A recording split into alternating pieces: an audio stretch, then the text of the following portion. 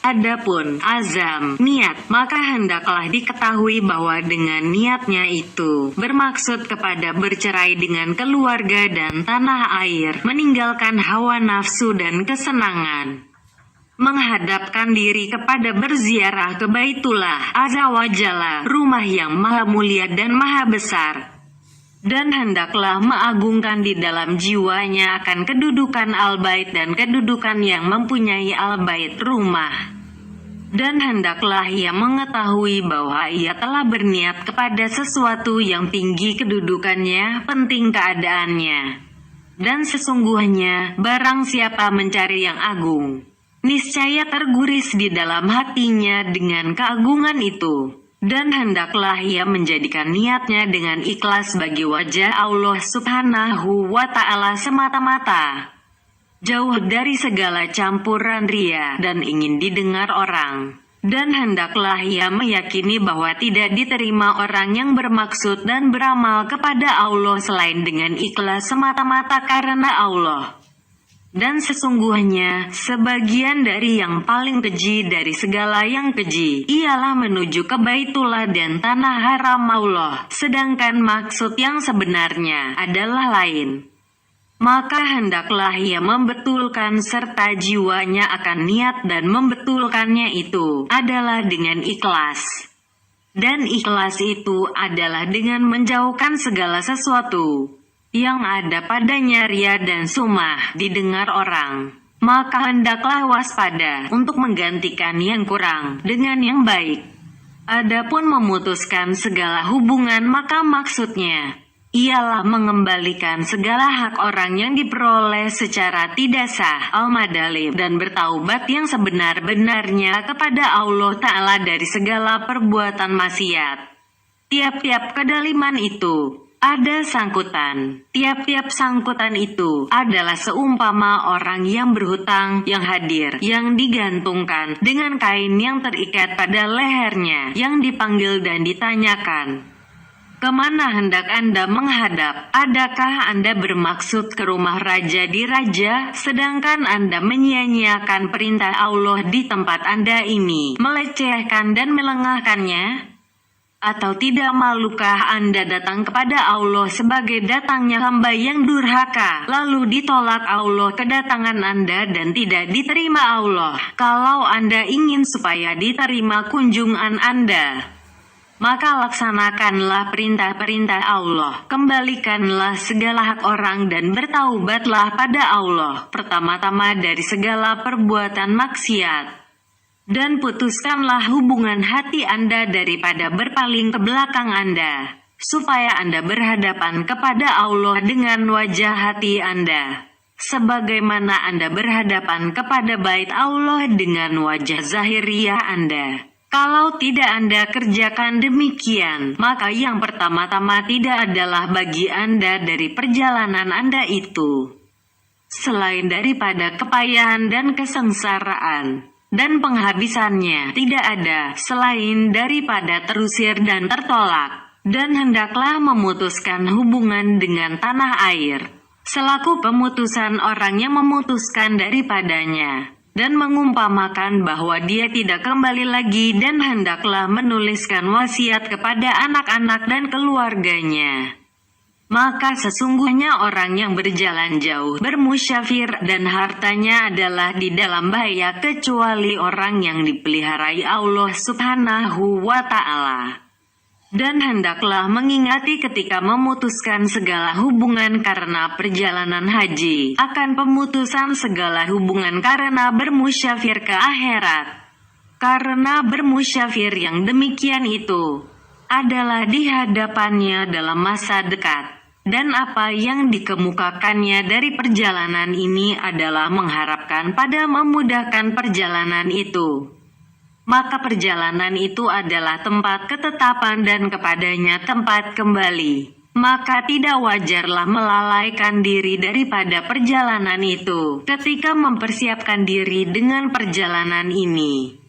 Adapun perbekalan, maka hendaklah dicarinya dari tempat yang halal, apabila ia merasa dari dirinya akan kerakusan kepada memperbanyakkannya dan mencari apa yang masih tinggal daripadanya di sepanjang perjalanan. Tiada berubah dan tiada rusak yang demikian, sebelum sampai kepada yang dimaksud.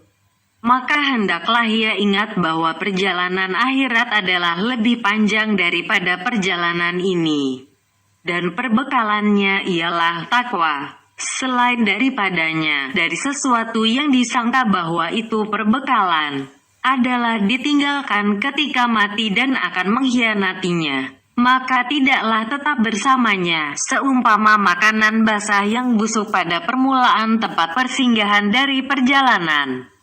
Maka tetaplah waktu diperlukan ia keheranan yang memerlukan kepada sesuatu yang tak ada daya baginya.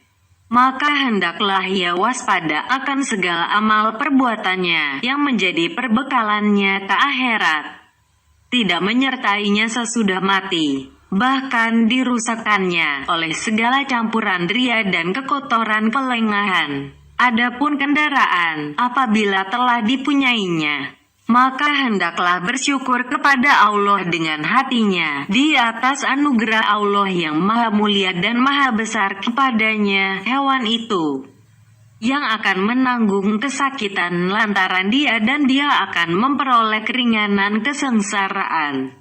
Dan hendaklah ia teringat akan kendaraan padanya yang akan dikendarainya ke negeri akhirat, yaitu jenazah, di mana ia dibawa di dalam jenazah itu. Dan sesungguhnya urusan haji adalah termasuk segi yang mengimbangi urusan perjalanan ke akhirat. Dan hendaklah ia memperhatikan, adakah layak perjalanannya di atas kendaraan itu supaya menjadi perbekalan baginya bagi perjalanan itu di atas kendaraan tersebut. Alangkah dekatnya itu kepada dirinya, di mana dia tidak mengetahui. Kemungkinan mati itu amat dekat, dan kendaraannya jenazah adalah sebelum kendaraannya unta. Kendaraan jenazah itu diyakini dan kemudahan sebab-sebab perjalanan diragukan. Maka bagaimanakah berhati-hati tentang sebab-sebab perjalanan yang diragukan itu dan menampakkan perbekalan dan kendaraan serta melengahkan urusan perjalanannya yang diyakini itu? Adapun pembelian 2 potong kain ihram, maka hendaklah ia ingat padanya akan kain kafan dan ia terbungkus dengan kain kafan itu. Sesungguhnya ia akan berselendang dan bersarung dengan 2 helai kain ihram ketika mendekati Baitullah Azza wa Jalla. Kadang-kadang tidak sempurna perjalanannya ke situ dan dia akan bertemu dengan Allah yang maha mulia dan maha besar. Tidak mustahil dalam keadaan terbungkus dalam kain kafan itu. Maka sebagaimana dia tidak bertemu dengan Baitullah Azza wa Jalla, rumah yang maha mulia dan maha besar, selain dalam keadaan yang menyalahi kebiasaannya dalam hal pakaian dan bentuk, maka begitulah pula dia tidak menjumpai Allah yang maha mulia dan maha besar sesudah mati, melainkan dalam pakaian yang berbeda dengan pakaian duniawi. Dan pakaian ini mendekati dengan pakaian itu, karena tak ada padanya jahitan, sebagaimana kain kafan. Adapun keluar dari kampung, maka hendaklah diketahui padanya bahwa itu telah berpisah dengan keluarga dan tanah air, menghadapkan diri kepada Allah yang maha mulia dan maha besar dalam suatu perjalanan yang tidak menyerupai dengan perjalanan-perjalanan duniawi. Maka hendaklah ia mencamkan di dalam hatinya bahwa apa yang dikehendakinya, kemana ditujukannya dan menziarahi siapa yang dimaksudkannya, bahwa ia menghadap ke hadapan Raja di Raja dalam jamaah para pengunjung yang mengunjungi Allah, di mana mereka itu dipanggil, lalu menyahut, dirindukan, lalu merindukan, diminta bangun, lalu bangun, memutuskan segala ikatan, bercerai dengan segala makhluk dan menghadapkan diri ke Baitullah Azza wa Jalla, rumah yang maha mulia dan maha besar, yang agunglah perintah Allah, yang maha besarlah keadaan Allah, dan maha tinggilah kedudukan Allah. Merasa gembira bertemu dengan Al-Bait, bertemu dengan yang mempunyai Al-Bait, sampai mereka itu dianugerahi cita-citanya yang terakhir dan merasa berbahagia memandang kepada Yang Maha menguasai mereka. Dan hendaklah mencamkan di dalam hatinya akan harapan sampai dan diterima, tidak oleh karena ditunjukkan dengan segala amal perbuatannya dalam keberangkatan, berpisah dengan keluarga dan harta, tetapi karena kepercayaan dengan kurnia Allah yang maha mulia dan maha besar dan harapan terlaksana janji Allah kepada siapa yang mengunjungi al-bait Allah. Dan hendaklah ia mengharap bahwa jika ia tidak sampai kepadanya dan didapati oleh kematian dalam perjalanan, niscaya ia bertemu dengan Allah yang maha mulia dan maha besar di mana ia datang kepada Allah. Karena berfirman Allah yang maha agung, siapa yang keluar dari rumahnya sengaja hendak pindah kepada Allah dan Rasul Allah, lalu ditimpa kematian, sesungguhnya dia beroleh pahala dari Allah. S4 An-Nisa ayat 100. Adapun masuk kampung sampai ke mikat dan mempersaksikan segala rintangan, maka hendaklah ia ingat padanya akan apa di antara keluar dari dunia dengan mati sampai ke mikat hari kiamat dan apa yang ada di antara keduanya itu dari berbagai macam kehuru-haraan dan tuntutan-tuntutan. Dan hendaklah ia ingat dari kehuru-haraan penyamun-penyamun di jalan, akan kehuru-haraan pertanyaan munkar dan nakir, dan dari binatang buas kampung-kampung yang dilalui dalam perjalanan haji, akan kalajengking kuburan, ulat-ulatnya dan apa yang ada di dalamnya, dari ular-ular besar dan ular-ular biasa, dan dari terasingnya dengan keluarga dan kerabatnya, akan kesepian kubur, kesengsaraan dan kesendiriannya. Dan hendaklah ia di dalam segala ketakutan ini, dalam segala perbuatan dan perkataannya menjadi perbekalan bagi segala ketakutan di dalam kubur. Adapun ihram dan talbiyah, doa-doa dari mikat tempat permulaan berangkat, maka hendaklah diketahui bahwa maksudnya ialah menyambut panggilan Allah Azza wa Jalla, Allah yang maha mulia dan maha besar. Maka haraplah semoga Anda diterima dan takutlah akan dikatakan kepadamu, tak ada doa-doamu dan tak ada kebahagiaan bagimu. Maka hendaklah kamu yang ragu di antara harap dan takut melepaskan diri dari daya dan upayamu dan bersandar kepada kurnia dan kemurahan Allah yang maha mulia dan maha besar, bahwa waktu doa-doa adalah permulaan urusan dan itu adalah tempat bahaya. Berkata Sufyan bin Uyainah, Ali bin Al-Husain mengerjakan haji, maka tatkala ia mengerjakan ihram dan kendaraannya bersiap untuk berangkat, lalu ia pucat dan berkeringat dan gemetar seluruh badannya, sehingga ia tidak sanggup membacakan doa-doa. Maka orang bertanya kepadanya, mengapakah tidak membaca doa-doa? Ia menjawab, aku takut dikatakan kepadaku, tak ada doa-doamu dan tak ada kebahagiaan bagimu. Maka tatkala ia membaca doa-doa, lalu pening dan jatuh dari kendaraannya. Dan senantiasalah ia mengalami demikian sehingga habis hajinya. Berkata Ahmad bin Abil Hawari, aku berada bersama Abi Sulaiman Ad-Daranira ketika ia hendak melakukan ihram. Ia tidak membaca doa-doa sampai kami berjalan 1 mil jauhnya. Maka ia diserang pening, kemudian ia sembuh. Seraya ia berkata, wahai Ahmad, bahwa Allah Subhanahu wa Ta'ala menurunkan wahyu kepada Musa suruhlah orang-orang yang zalim dari Bani Israel supaya menyedikitkan menyebut aku, berzikir kepadaku. Maka sesungguhnya aku akan menyebut orang yang menyebutkan aku dari mereka dengan kutuk. Celakalah, wahai Ahmad, telah sampai kepadaku bahwa orang yang mengerjakan haji daripada bukan harta yang halal, kemudian ia membaca doa-doa, niscaya Allah yang maha mulia dan maha besar berfirman, tak ada doa-doamu dan tak ada kebahagiaan bagimu. sehingga engkau kembalikan apa yang di dalam tanganmu. Maka kami tidak merasa tentram akan dikatakan kepada kami yang demikian itu.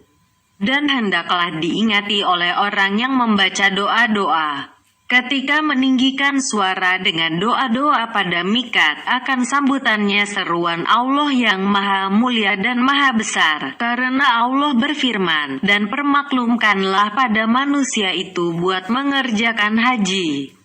S22 Al-Hajj ayat 27. Dan panggilan makhluk dengan peniupan sangkakala, pengumpulan mereka dari kuburan dan berdesakan mereka ke lapangan kiamat menyambut seruan Allah Subhanahu wa Ta'ala, di mana mereka terbagi kepada orang-orang muqarrabin, orang-orang mendekatkan diri kepada Allah, dan orang-orang yang tercela, orang-orang yang diterima dan yang ditolak, dan orang-orang yang ragu pada permulaan keadaan antara takut dan harap, sebagaimana ragunya orang yang mengerjakan haji pada mikat, di mana mereka tidak mengetahui adakah mudah bagi mereka menyempurnakan haji dan diterimanya haji itu atau tidak. Adapun memasuki Makkah, maka hendaklah ia ingat padanya bahwa ia telah sampai ke tanah haram kepunyaan Allah Ta'ala dengan aman. Dan hendaklah ia mengharap padanya bahwa ia aman dengan masuknya itu dari siksaan Allah yang maha mulia dan maha besar. Dan hendaklah ia takut bahwa ia tidak berhak untuk mendekati, sehingga dengan masuknya ke tanah haram itu adalah merugi dan celaan, dan hendaklah harapannya dalam segala waktu itu yang menang. Maka kemurahan itu meratai dan Tuhan itu amat penyayang. Kemuliaan Al-Bait itu agung dan hak orang yang berziarah dipelihara, dan pegangan bagi yang meminta perlindungan. Yang berlindung itu tidak disia-siakan. Adapun jatuh pandangan ke Al-Bait, maka seyukyalah timbul padanya keagungan Al-Bait di dalam hati dan mengumpamakan seakan-akan melihat yang mempunyai Al-Bait karena sangat pengagungannya akan Al-Bait. Dan haraplah bahwa engkau akan dikurniai oleh Allah Ta'ala memandang kepada wajah Allah yang maha mulia, sebagaimana dikurniai akan engkau oleh Allah memandang kepada Al-Bait Allah yang agung. Dan bersyukurlah pada Allah Ta'ala dengan disampaikan Allah engkau kepada tingkat ini dan diperhubungkan Allah engkau dengan rombongan orang-orang yang datang kepada Allah. Dan ingatlah ketika itu akan terkumpulnya manusia pada hari kiamat ke arah sorga, yang bercita-cita seluruhnya untuk memasukinya. Kemudian mereka itu terbagi kepada orang-orang yang diizinkan masuk dan yang disuruh pergi, sebagaimana terbaginya orang haji kepada yang diterima dan yang ditolak. Yang janganlah engkau lalai daripada mengingati akan segala urusan akhirat pada sesuatu yang engkau lihat. Karena segala keadaan orang yang mengerjakan haji itu menunjukkan kepada hal ihwal akhirat. Adapun tawaf di Al-Bait, maka ketahuilah bahwa tawaf itu adalah salat. Dari itu maka hadirkanlah ke dalam hatimu akan keagungan, takut, harap dan cinta segala apa yang telah kami uraikan pada kitab salat dahulu. Dan ketahuilah bahwa engkau dengan tawaf itu menyerupai dengan para malaikat yang mendekati Allah Al-Muqarrabin yang mengelilingi dikeliling arasi bertawaf kelilingnya.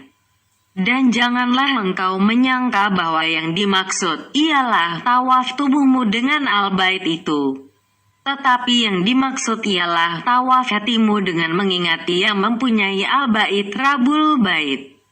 Sehingga engkau tidak memulai ingatan, melainkan daripada Allah, dan tidak engkau menyudahi melainkan dengan Dia. Sebagaimana engkau memulai tawaf daripada Al-Bait dan engkau menyudahi dengan Al-Bait. Ketahuilah bahwa tawaf yang mulia ialah tawaf hati dengan hadirat rububiyah, hadirat ketuhanan. Dan Al-Bait itu suatu contoh zahir tubuh di alam nyata, alamul mulk bagi hadirat itu, yang tidak dapat disaksikan dengan mata, yaitu alamul malakut. Sebagaimana tubuh adalah contoh zahir, tubuh dalam alam penyaksian alam musyahadah bagi hati yang tidak dapat disaksikan dengan mata, yaitu pada alam yang tidak dapat dipersaksikan dengan mata, alamul gaib, dan bahwa alamul mulk dan alam musyahadah adalah tempat masuk ke alamul gaib dan alamul malakut bagi orang yang dibukakan oleh Allah pintu baginya. Dan kepada perbandingan ini terjadilah isyarat bahwa Al-Baitul Ma'mur di langit itu adalah seimbang dengan Al-Ka'bah. Maka tawaf para malaikat dengan Al-Baitul Ma'mur adalah seperti tawafnya umat manusia dengan Al-Bait ini, Baitullah. Tatkala kuranglah derajat kebanyakan makhluk daripada tawaf yang seperti itu, maka disuruh mereka menyerupakan dengan para malaikat itu sedapat mungkin. Dan kepada mereka dijanjikan bahwa siapa yang menyerupai dengan sesuatu golongan, maka ia termasuk golongan itu. Dan orang yang sanggup melakukan seperti tawaf itu, ialah yang dikatakan bahwa Ka'bah menziarahinya dan bertawaf dengan dia, menurut apa yang dilihat oleh sebahagian ulama kasyaf dari sebahagian aulia Allah subhanahu wa ta'ala. Adapun mencium Hajarul Aswad alistilam, menyapu dengan tapak tangan, maka percayalah padanya bahwa engkau berbuat janji bayah dengan Allah yang maha mulia dan maha besar untuk mentaati Allah. Maka teguhkanlah cita-citamu pada menyempurnakan bayahmu, janjimu itu. Dan siapa yang mungkir dari janji, niscaya berhaklah kena celaan. Sesungguhnya diriwayatkan oleh Abbasra dari Rasulullah Shallallahu Alaihi Wasallam bahwa Nabi bersabda, Hajar Aswad itu tangan kanan Allah yang maha mulia dan maha besar di bumi. Dengan tangan itu, ia berjabatan tangan dengan makhluk Allah, sebagaimana seseorang berjabatan tangan dengan saudaranya. Adapun bergantungan dengan tirai Al-Ka'bah dan merapatkan diri dengan Al-Multazam, maka hendaklah niatmu pada Al-Multazam ialah mencari kedekatan, kecintaan dan kerinduan bagi Al-Bait dan yang mempunyai Al-Bait, dan mencari barakah dengan menyentuhinya, mengharap terjaga dari api neraka pada tiap-tiap bahagian dari badanmu, tidak pada Al-Bait. Dan hendaklah niatmu pada bergantungan dengan tirai itu, bersungguh-sungguh pada mencari pengampunan dan meminta keamanan, seperti orang yang berdosa bergantung pada kain orang, di mana ia telah berbuat dosa kepadanya, merendahkan diri kepadanya, memohonkan kemaafan, melahirkan kepadanya bahwa tak ada tempat bersandar selain kepadanya, tak ada tempat berlindung baginya selain kemurahan dan kemaafannya, dan ia tidak akan berpisah dengan tepi kain orang itu selain dengan kemaafan dan pemberian keamanan pada masa depan. Adapun sa'i antara Safa dan Al-Marwah di halaman Al-Bait rumah Allah, maka itu menyerupai dengan bulak-baliknya seorang hamba di halaman rumah seorang raja, datang dan pergi berkali-kali untuk melahirkan keikhlasan penghikmatan dan mengharapkan perhatian dengan pandangan kasih sayang, seperti orang yang masuk dan keluar menghadap seorang raja, dan ia tidak tahu apa yang ditetapkan oleh raja itu pada dirinya, diterima atau ditolak. Maka senantiasalah ia bulak-balik di halaman rumah itu kali berkali, di mana ia mengharap akan memperoleh kasih sayang pada kali kedua, jikalau ia tidak memperoleh kasih sayang pada kali pertama. Dan hendaklah ia ingat ketika pulang pergi antara Safa dan Al-Marwah itu, akan pulang perginya antara dua daun neraca, Al-Mizan, pada lapangan luas hari kiamat. Dan hendaklah diumpamakannya akan Safa dengan daun neraca kebaikan dan Al-Marwah dengan daun neraca kejahatan. Dan hendaklah ia ingat akan bulak-baliknya antara dua daun neraca itu. dengan memandang kepada berat dan kurang, di mana pikirannya bulak-balik di antara keazaban dan keampunan. Adapun wukuf di Arafah, maka ingatlah dengan apa yang Anda lihat dari berdesak-desaknya makhluk, meningginya suara, berbagai macamnya bahasa, menurutinya segala golongan akan para imamnya, pada mengulangi-ulangi segala syiar, karena mengikuti mereka dan menjalani sepanjang perjalanan mereka, di mana yang diingat itu ialah lapangan luas hari kiamat. Berkumpulnya segala umat bersama nabi-nabi dan imam-imam dan mengikuti masing-masing umat akan nabinya dan mengharap akan memperoleh syafaat mereka. Dan keheranan umat-umat itu pada dataran tinggi yang satu tadi antara ditolak dan diterima amalannya.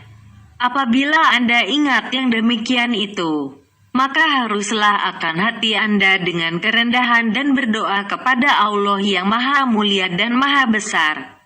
Kiranya Anda dikumpulkan dalam jamaah orang-orang yang memperoleh kemenangan dan kerahmatan.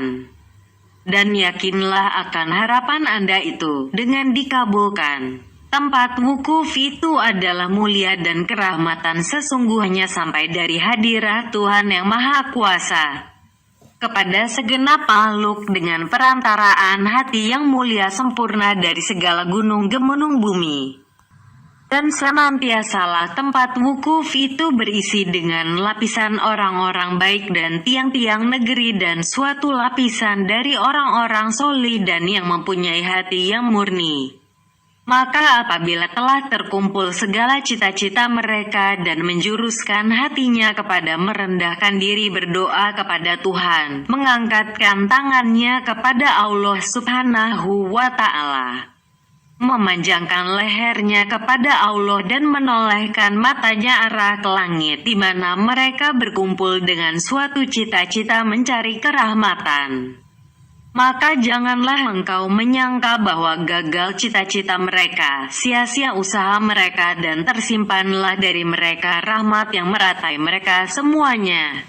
Dan karena itulah, maka dikatakan bahwa sebahagian dari dosa terbesar ialah datang ke Arafah dan menyangka bahwa Allah Ta'ala tidak mengampuninya. Dan seolah-olah berkumpulnya segala cita-cita dan menampakkan dengan bercampur baur dengan segala orang-orang baik dan tiang-tiang negeri yang berkumpul dari segala penjuru dunia.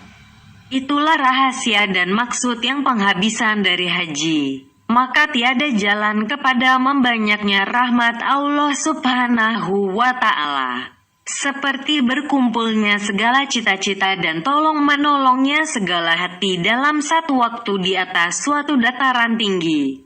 Adapun pelemparan jamrah, maka niatkanlah dengan pelemparan itu akan mematuhi amar karena melahirkan kehambaan dan perhambaan, dan bangun karena semata-mata penurutan, tanpa akal dan jiwa mengambil bahagian padanya. Kemudian tujukanlah dengan pelemparan itu akan penyerupaan dengan Nabi Ibrahim, di mana datang kepadanya iblis yang telah dikutuk oleh Allah Ta'ala pada tempat itu, untuk memasukkan keraguan-raguan pada hajinya atau untuk mengacaukannya dengan kemaksiatan. Maka disuruh oleh Allah yang Maha Mulia dan Maha Besar melemparkannya dengan batu, untuk mengusir dan memutuskan cita-citanya. Jika terguris padamu bahwa setan datang kepada Ibrahim dan menyaksikannya, maka karena itulah ia melemparkannya. Sedang saya sendiri tidaklah didatangi setan itu. Maka ketahuilah bahwa yang terguris itu dari setan dan dialah yang melemparkannya ke dalam hatimu, supaya lemahlah niatmu pada pelemparan. Dan terhayalah kepadamu bahwa pelemparan itu suatu perbuatan yang tak ada padanya faedah dan menyerupai permainan, maka tidaklah engkau berbuat dengan dia. Maka usirlah setan itu dari dirimu dengan sungguh-sungguh dan terus-meneruslah melakukan pelemparan di samping kerasnya dayaan setan. Ketahuilah bahwa pada zahirnya engkau melemparkan batu-batu kecil ke Jamrah al-Aqabah dan pada hakikat maknanya adalah engkau melemparkan dengan batu itu muka setan dan engkau pecahkan punggungnya. Karena tidak berhasil menundukkan kekerasan hidung setan itu, selain dengan engkau mengikuti perintah Allah Subhanahu wa Ta'ala karena mengagungkan Allah dengan semata-mata perintah, tanpa keuntungan padanya bagi jiwa dan akal. Adapun penyembelihan hadiah kurban, maka ketahuilah bahwa penyembelihan itu mendekatkan diri kepada Allah Ta'ala dengan jalan kepatuhan. Maka sempurnakanlah hadiah itu dan haraplah bahwa Allah akan membebaskan dengan tiap-tiap bahagian badan dari hadiah itu akan bahagian badan daripadamu dari neraka. Maka begitulah datangnya janji.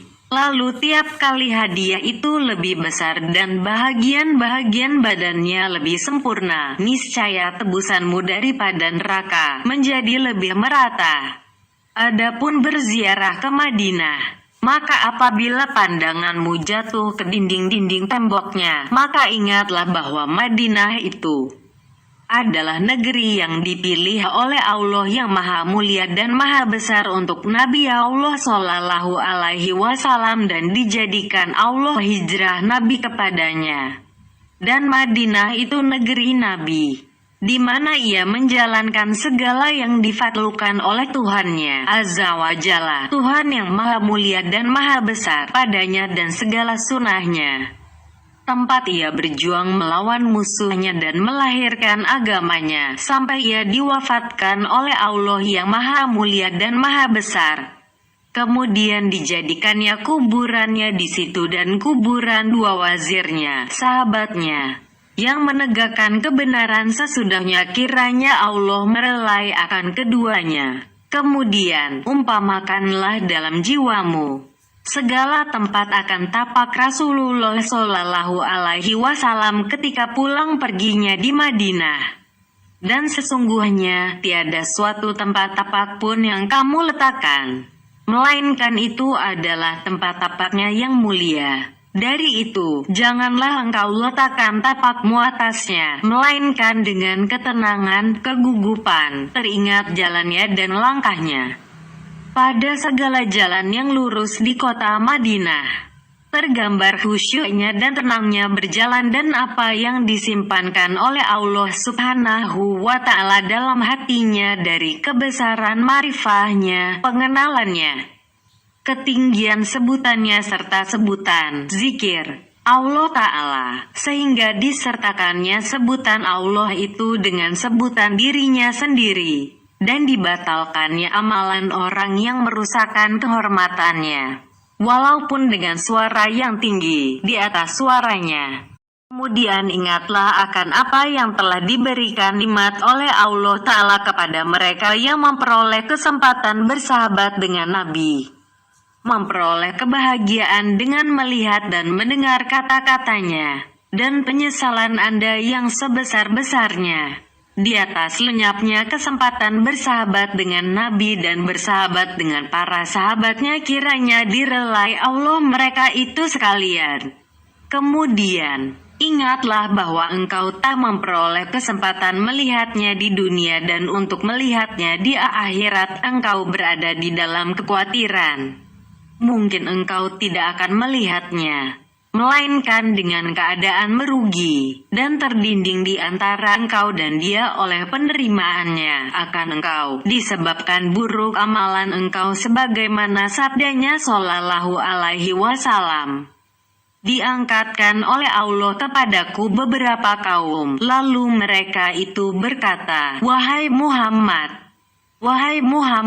maka aku berkata, Wahai Tuhan, segala sahabatku. Maka Tuhan berfirman, sesungguhnya engkau tiada mengetahui akan apa yang didatangkan oleh mereka sesudah engkau.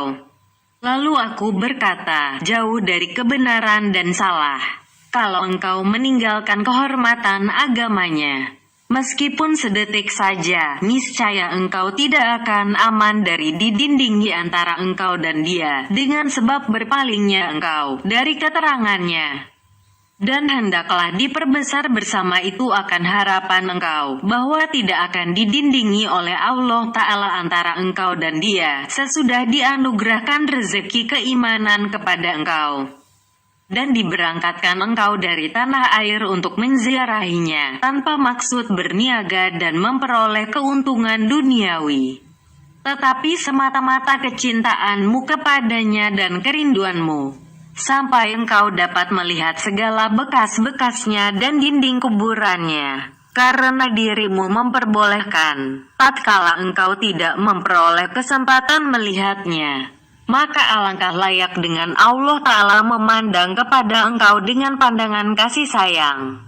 Apabila telah sampai ke masjid, maka ingatlah bahwa itu adalah suatu tempat yang lapang yang dipilih oleh Allah bagi Nabi Allah Shallallahu Alaihi Wasallam, bagi kaum muslimin yang pertama dan jamaah mereka yang terutama, bahwa segala yang diwajibkan oleh Allah Subhanahu wa Ta'ala, maka yang pertama-tama ditegakkan ialah pada tempat yang lapang itu. Dan tempat yang lapang itu telah mengumpulkan seutama-utama makhluk Allah semasa hidupnya dan wafatnya. Maka hendaklah besar cita-citamu pada Allah Subhanahu wa Ta'ala bahwa Allah merahmati kamu dengan masuknya kamu ke dalamnya. Maka masuklah ke dalamnya dengan khusyuk dan mengagungkan. Alangkah wajarnya tempat itu untuk mendatangkan kehusyuan dari hati tiap-tiap mukmin.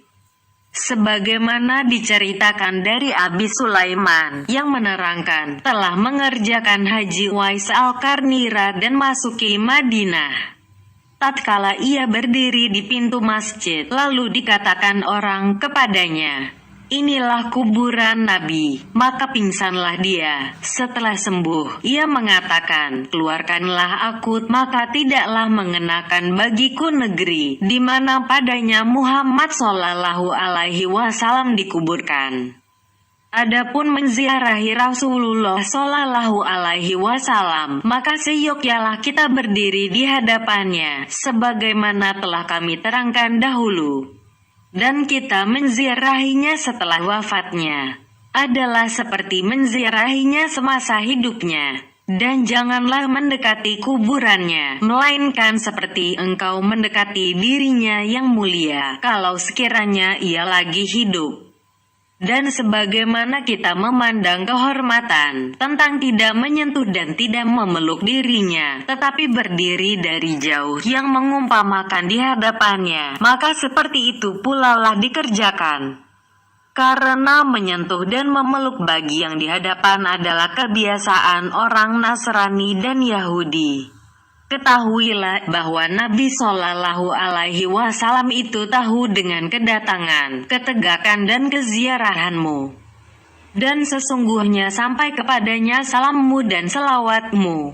Maka umpamakanlah rupanya yang mulia pada hayalanmu, yang terletak dalam lubang pekuburan di hadapanmu, dan hadirkanlah keagungan kedudukannya dalam hatimu.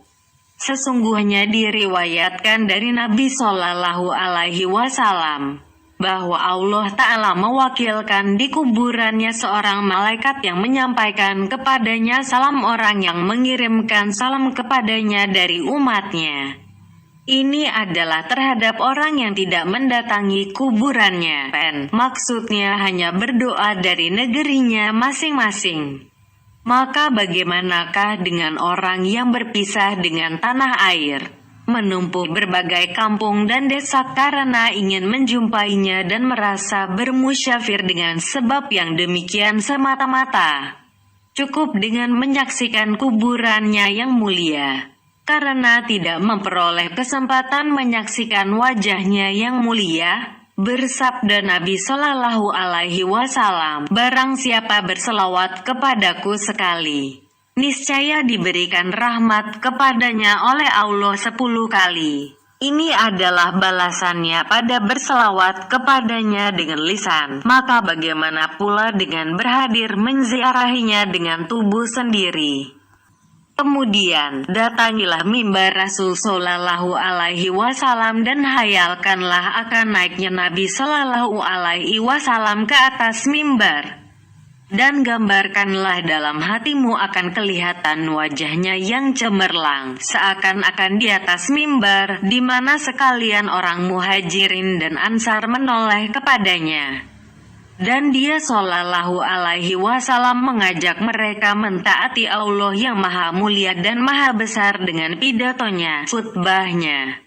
Dan bermohonlah kepada Allah yang Maha Mulia dan Maha Besar, bahwa tidak akan dipisahkan pada hari kiamat antara engkau dan Rasulullah Shallallahu Alaihi Wasallam. Maka inilah tugas hati pada segala amalan haji.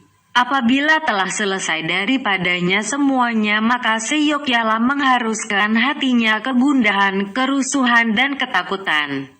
Dan sesungguhnya dia tiada mengetahui adakah hajinya itu diterima dan dia ditetapkan dalam rombongan orang yang dikasihi atau hajinya itu ditolak dan dia digolongkan dalam golongan orang yang terusir. Dan hendaklah ia mengenal yang demikian itu dari hati dan segala amal perbuatannya. Maka kalau ia menjumpai hatinya telah bertambah renggang dari negeri tipuan dunia dan berpaling ke negeri berjinakan hati dengan Allah Ta'ala akhirat dan mendapati segala amal perbuatannya telah memperoleh timbangan dengan timbangan cara agama, maka percayalah dengan makbulnya haji itu. Sesungguhnya Allah Ta'ala tiada menerima selain orang yang dikasihi Allah. Dan siapa yang dikasihi Allah, niscaya dianugerahi Allah pertolongan dan dilahirkan Allah bekas-bekas kesayangan Allah. Dan dicegah Allah dari orang itu akan kekerasan musuhnya iblis yang telah dilanati Allah. Apabila telah lahirlah yang demikian padanya, niscaya itu menunjukkan kepada diterima. Dan jikalau keadaan sebaliknya, maka mungkinlah ia memperoleh keuntungan dari perjalanannya itu, keletihan dan kepayahan. Kita berlindung dengan Allah Subhanahu wa Ta'ala dari yang demikian. Telah tamat kitab rahasia-rahasia haji, yang akan diiringi insya Allah Ta'ala oleh kitab adab membaca tilawah Al-Quran.